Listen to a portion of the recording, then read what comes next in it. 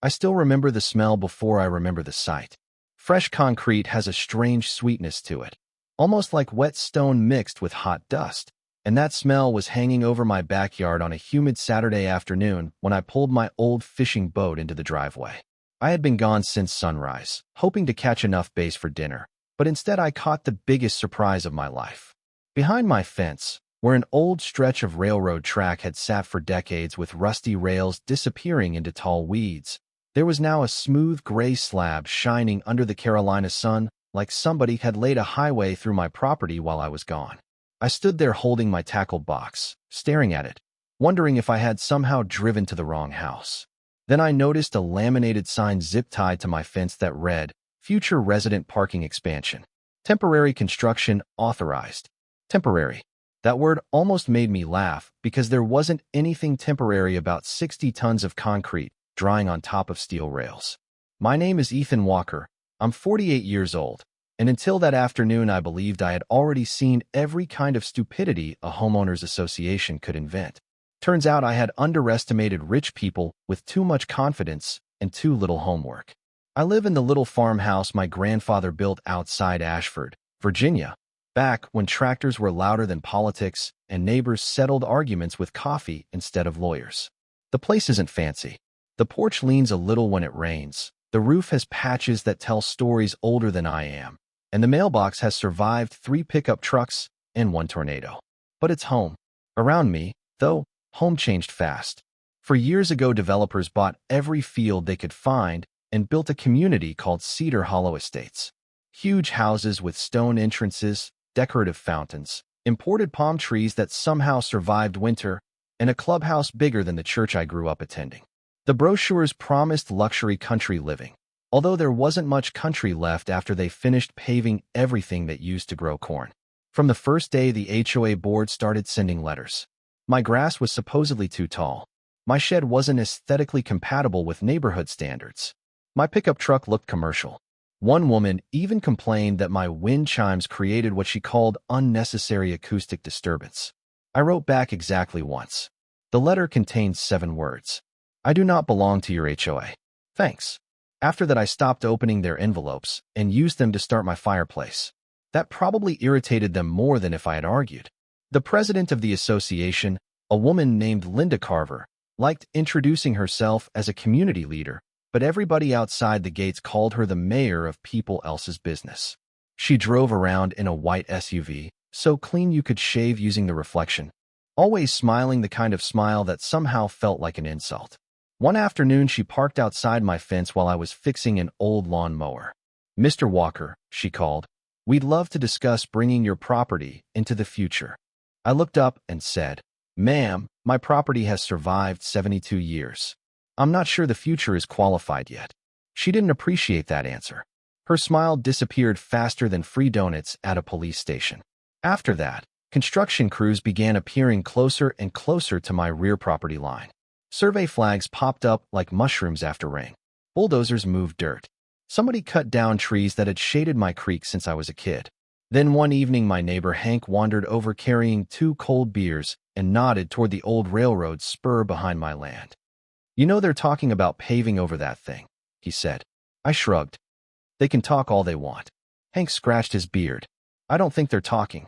I should have listened more carefully because Hank had lived there longer than anybody except me, and he possessed that small-town superpower of knowing trouble before trouble knew itself. The old railroad line looked abandoned to anyone passing by.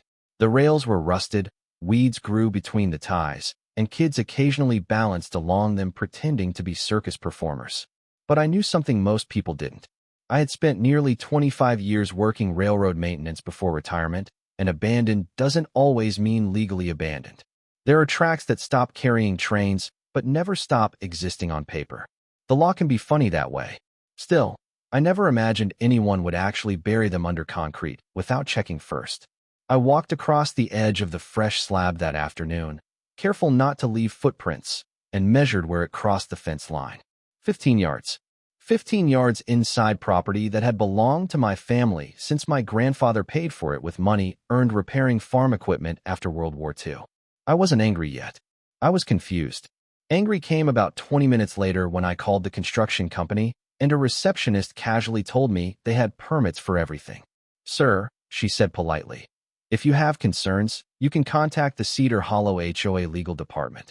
I looked back at the concrete glowing in the heat and quietly answered, "No, ma'am. I think I'm going to contact somebody much bigger than that." At that moment, I still had no idea that within 9 days, million-dollar lawsuits, federal investigators, handcuffs, and bankruptcy papers would collide over a forgotten railroad spur that everyone else thought was worthless.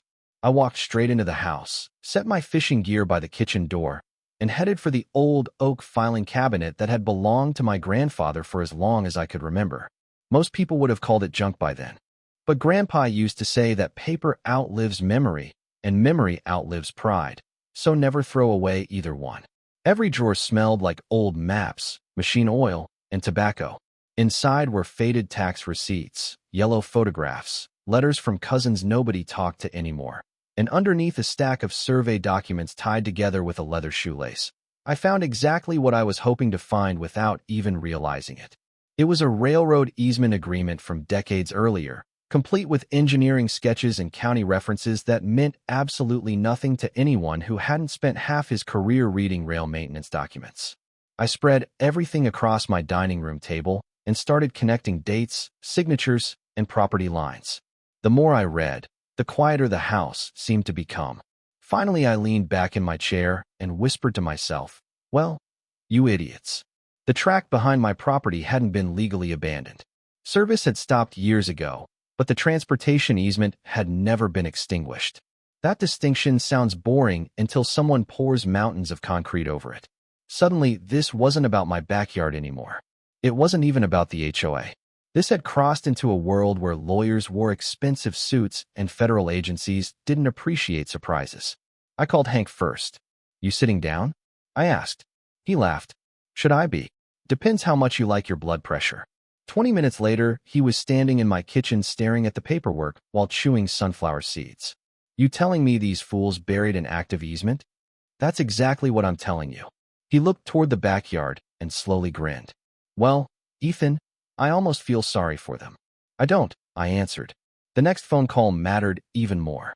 During my railroad years, I had met plenty of logistics people, dispatch managers, and industrial developers. One of them was an old acquaintance named Daniel Mercer, now an executive at Blue Ridge Freight Solutions, a company trying to expand rail access to a manufacturing district east of town. We hadn't spoken in years, but he picked up after the second ring. "Walker? I thought you retired to chase fish." "I did." "Then why do you sound like Christmas came early?" "Because somebody just buried a railroad spur under concrete." Silence. "Then, whose spur?" I sent him photographs, copies of the survey, and the easement reference numbers. Less than 15 minutes later, he called back, except his voice had completely changed. The relaxed old railroad guy was gone. In his place was a corporate executive speaking carefully. "Don't touch anything. Don't argue with anyone. Don't even scrape concrete off with a shovel. I'm forwarding this to legal." "That's serious?" "Ethan, if these documents are valid, that spur connects to infrastructure we've been studying for months. Do you have any idea what restoring access could save us?" "No. Millions." I stared out the kitchen window at the slab behind my fence and suddenly realized the ugly rusted tracks I'd ignored for years might be the most valuable thing my grandfather ever left me. The following morning, I was drinking coffee when 3 SUVs rolled into Cedar Hollow Estates. They weren't moving vans or landscaping crews. They belonged to attorneys and surveyors. By noon, the developer's office had stopped returning calls to residents because every employee seemed to be locked inside conference rooms. Around sunset, another neighbor texted me. "What did you do?" I replied, "Nothing. That's the beautiful part." Day 2 felt like watching thunderclouds gather over somebody else's picnic. Construction equipment disappeared. Fresh foundations sat empty. Crews that normally worked from sunrise until evening simply never showed up. I drove past the entrance and saw contractors standing around smoking cigarettes instead of pouring driveways. One recognized my truck and looked away immediately. Rumors spread faster than facts in small towns. Some people claimed there was an environmental issue. Others thought the county had discovered drainage violations. One woman posted online that an endangered bird had delayed construction. Hank called laughing so hard he could barely speak. "They're blaming woodpeckers now." Good for the woodpeckers, I answered. Then came day 3. My phone rang just after lunch. The man on the other end introduced himself as Victor Hale, attorney for Cedar Hollow Development Group. His voice carried that polished confidence expensive legal education seems to produce. Mr. Walker, I'm sure this unfortunate misunderstanding can be resolved professionally. That's encouraging. However, your recent communications with outside business interests have interfered with active development. You mean I answered questions truthfully? He ignored that. Our clients are considering litigation if damages continue. I couldn't help smiling. Victor, before today, how many railroad easements have you handled? A pause. That isn't relevant. It is to me. Another pause. I would encourage cooperation. Then encourage your clients to buy jackhammers. He sighed. Are you refusing to negotiate? No. I'm refusing to panic. Then I hung up. Hank later asked why I ended the call so quickly. Because, I told him, people only threaten lawsuits when they think they still control the story. Day 4 brought television trucks. Somebody had leaked information to local media, although nobody admitted doing it. A reporter stood outside the subdivision entrance explaining that construction permits were under review while residents drove past pretending not to stare. Linda Carver, the HOA president, finally appeared before cameras wearing a carefully rehearsed smile. We are fully cooperating with all inquiries and expect this matter to be resolved shortly. She looked calm on television. She did not look calm 20 minutes later when she marched across my driveway without invitation. You think this is funny? She demanded. I kept sanding an old rocking chair without looking up. No. You've embarrassed this entire community. You poured concrete on someone else's property. It was abandoned. I finally looked at her. That's a dangerous word when lawyers start reading maps. Her face turned bright red. You could have come to us. You could have knocked on my door before paving my backyard.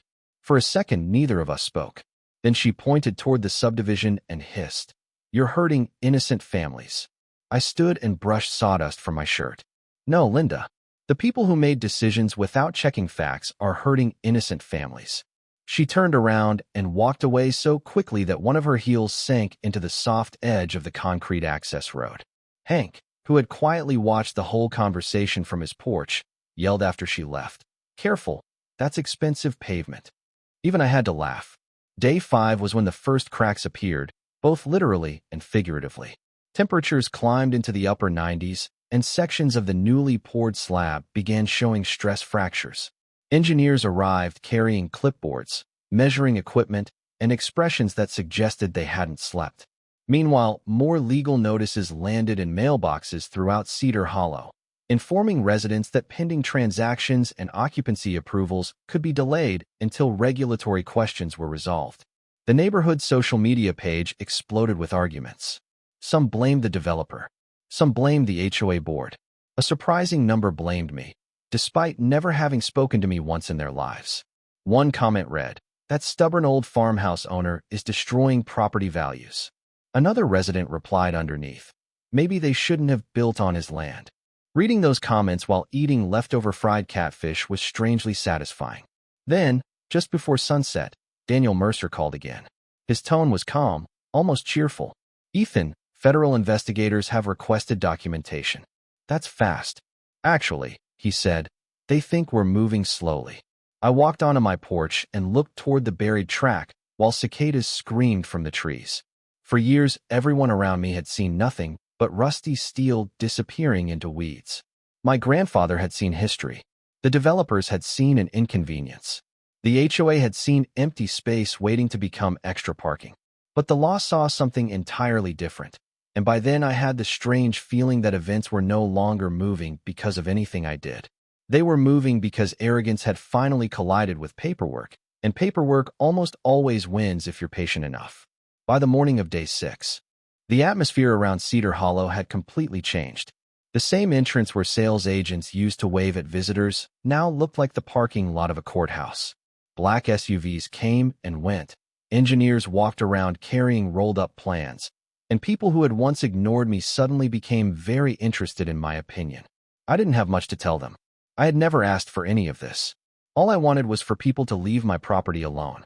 The funny thing about arrogance is that it convinces people the rules exist for everyone else until someone with more authority shows up carrying a thicker rulebook. Day 7 was the day the illusion finally collapsed. I was repairing a fence post when Hank drove into my yard without even turning off his engine. He leaned out the window and yelled, "Turn on the TV." I walked inside, grabbed the remote, and there it was.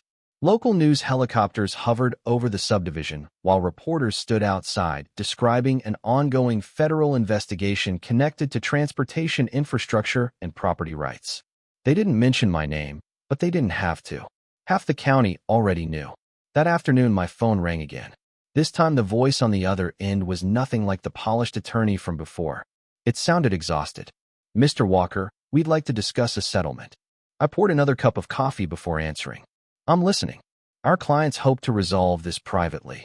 Your clients poured concrete over my family's property and a protected rail corridor without asking permission. We understand mistakes may have been made." That's a nice way to describe it. There was another long silence before he finally asked, "What would it take?" I looked through the kitchen window toward the backyard where the concrete still sat like a monument to bad decisions. My grandfather used to tell me that when someone forces you into a fight you didn't choose, don't rush to throw the first punch, because eventually they'll get tired and ask for peace. That's when you decide what peace costs. So I calmly laid out my conditions. Full compensation for the damage. Payment for future use of the easement if they wanted any access rights. Complete removal of every section of concrete placed across the corridor. Independent surveyors. Certified engineers. No shortcuts. No handshake promises. Everything documented. The attorney didn't interrupt once. When I finished, he quietly said, "I'll relay that." The next morning, workers arrived before sunrise carrying jackhammers instead of concrete trucks. The sound echoed across the neighborhood for hours, a steady rhythm that almost felt symbolic. Every strike into that slab erased another layer of someone else's confidence. Residents gathered on sidewalks watching the operation in disbelief. Some looked angry. Some looked embarrassed. One older couple actually walked over to my fence. The husband took off his hat and said, "I guess we judged you wrong." I smiled and told him, "You didn't pour the concrete." He nodded and replied, "No, but maybe we should have asked more questions." That sentence stayed with me longer than all the legal paperwork. A few weeks later, after inspections and negotiations finally ended, a transportation company purchased the easement rights for an amount that would have sounded unbelievable to me just a month earlier. The farmhouse that had always been enough for me suddenly became a doorway to a different chapter of life. I fixed the porch, painted the barn, helped Hank replace his roof after a storm, and eventually bought a quiet place near a lake where the loudest sound at night is frogs instead of construction equipment. As for Cedar Hollow, things never really returned to normal. The developer's finances unraveled under the weight of lawsuits and delays. Several board members resigned. Elections were held. Lawyers stayed busy. Whether justice arrived through the courts, through money, or simply through consequences is something other people can debate. I only know that respect is a lot cheaper than arrogance, and asking permission costs far less than assuming ownership of something that isn't yours. Every now and then someone recognizes me at a bait shop or gas station and asks if the story they heard is true. I usually laugh and tell them the same thing. The concrete was real, the paperwork was real, and the biggest mistake anyone made was believing an old piece of railroad had no value just because weeds had grown around it. My grandfather used to say that land remembers every promise people make to it, even when people forget. I didn't understand those words when I was younger, but I do now. Sometimes the strongest thing you can do isn't getting revenge. Sometimes it's simply standing your ground long enough for the truth to catch up. And now I'd like to hear what you think. If you had been in my position, would you have accepted a settlement early and walked away? Or would you have fought until every inch was restored? More importantly, where do you think the line is between community rules and private property rights? Share your opinion in the comments, because stories like this always have two sides, and the debate is often just as interesting as the ending itself.